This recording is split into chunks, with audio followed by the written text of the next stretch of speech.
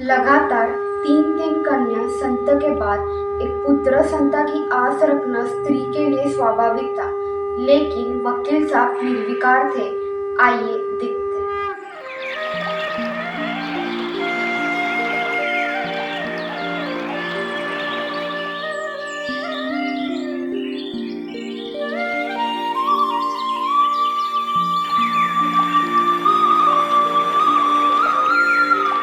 सारे मा पा नी सा सा नी दा प मा ग रे सा।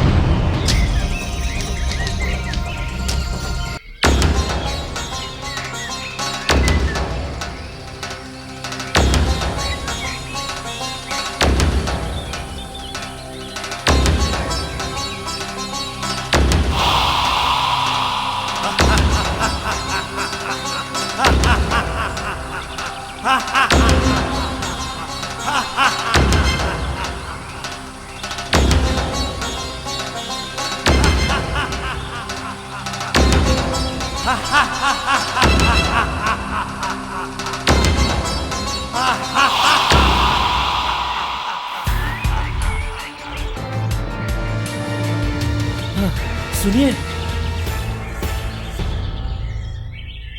क्या आपसे कुछ पूछ सकता हूँ? बहुत ही दुखी प्रतीत होते हो, क्या बात है? मैं अपने सांसारिक जीवन में बहुत विचलित हूँ गुरुजी। संसार जीवन में विचलित रहना, यही तो संसार का धर्म है। 4 पुत्र के जन्म के बाद एक पुत्र की आस तो स्वाभाविक है। ये सब आपको कैसे पता? पुत्र, आप अपना सांसारिक जीवन व्यतीत करें और उसी का ध्यान रखें।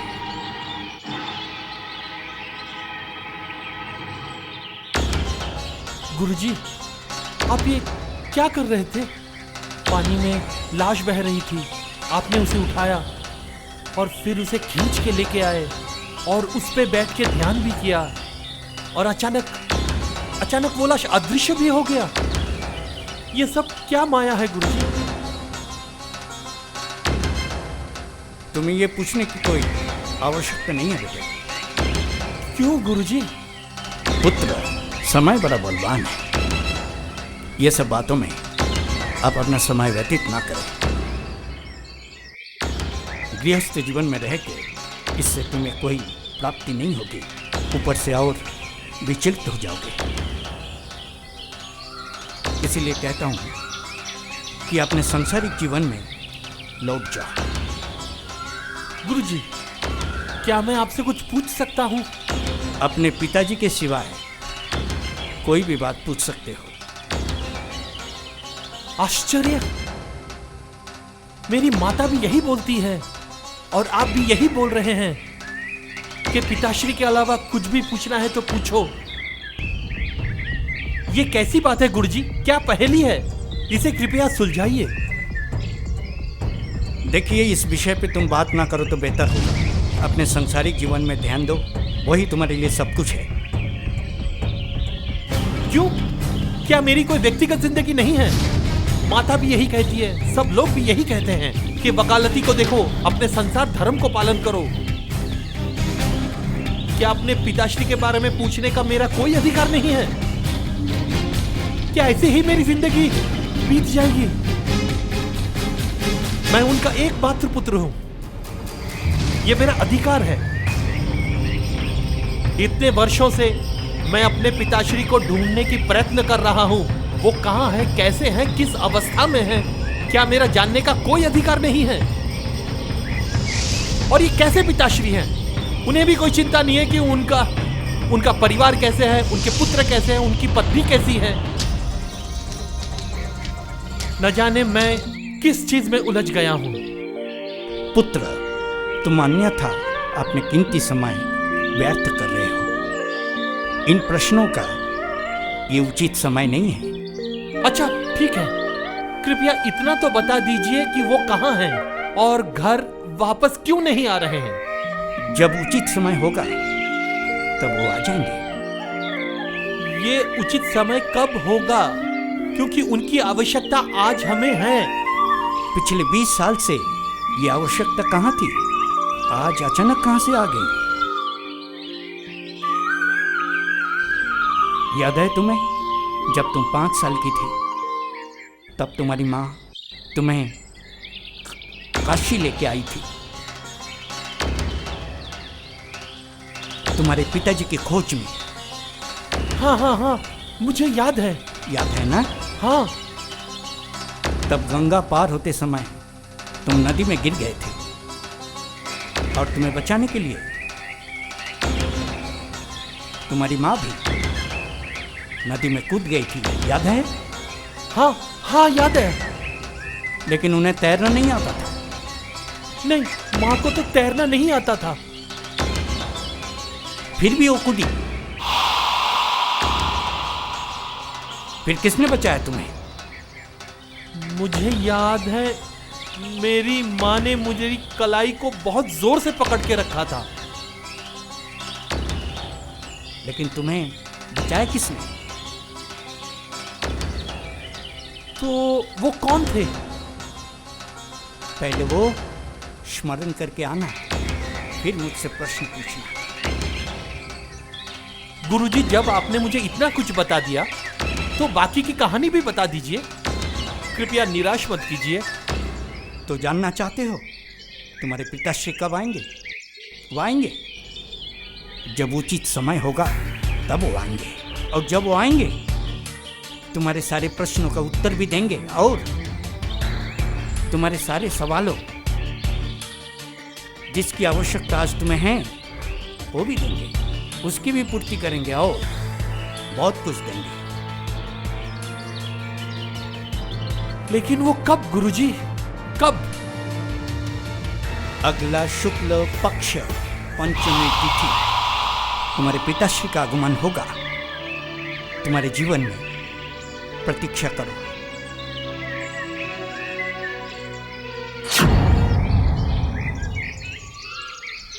लेकिन गुरुजी, इसमें तो अभी 10 महीने। हाँ, हाँ,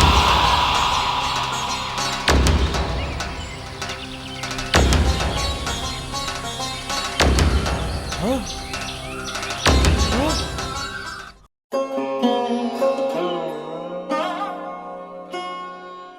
आओ विश्वनाथ, आओ। और जगदीश मित्र, कैसे हो? आइए आइए, पधारिए।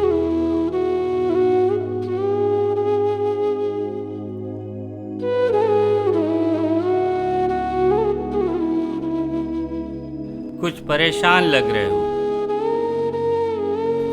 नहीं, कोई परेशानी नहीं।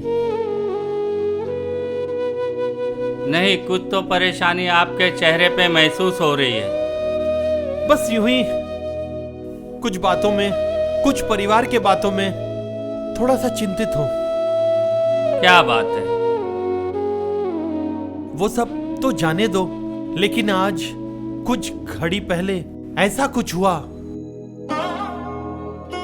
कि मैं अपने जीवन में ऐसा पहले कभी अनुभव नहीं किया। जगदीश, आज कचहरी होने के बाद मैं गंगा किनारे गया।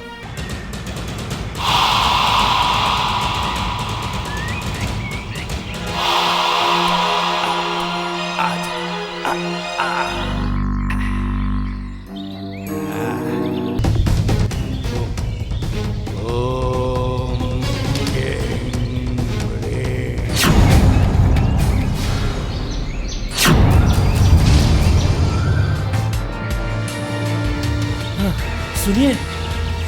दूध मंगवाऊं, पियोगे? नहीं, रहने दो। अब तुम क्या चाहते हो? क्या परेशानी है?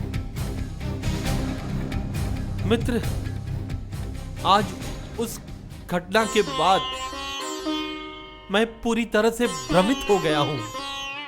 मेरी ध्यान एक जगह पे नहीं टिकी है। मैं बहुत डरा हुआ सा महसूस कर रहा हूं। न जाने भाग्य में क्या लिखा है, क्या होने वाला है मेरे साथ।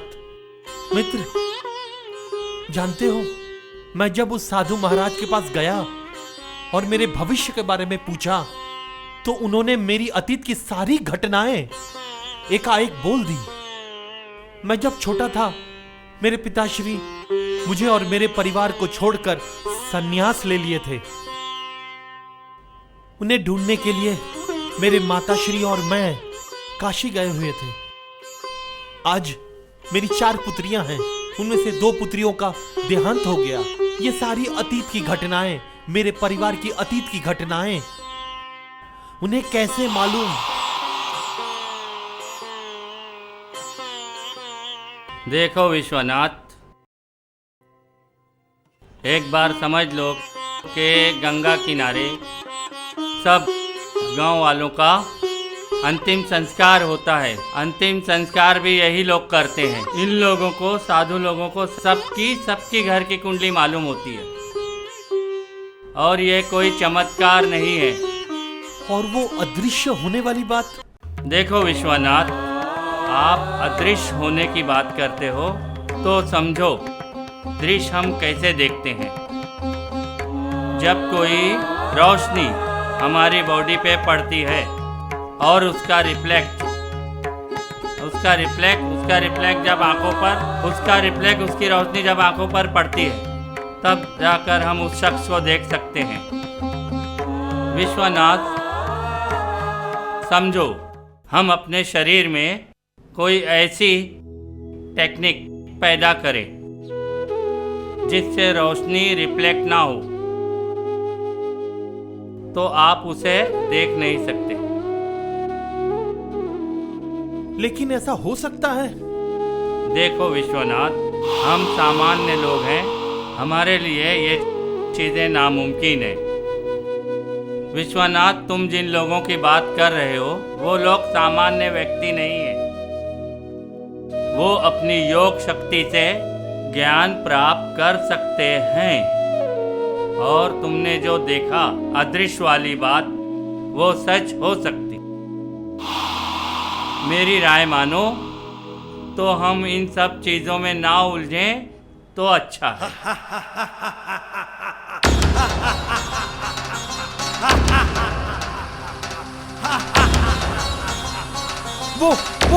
वही साधु है, वही साधु है। नहीं, महाराज, महाराज, मैं आ रहा हूँ। नहीं, मैं आ रहा हूँ महाराज। नहीं, बैठो, जाने की कोई जरूरत नहीं, बैठ जाओ।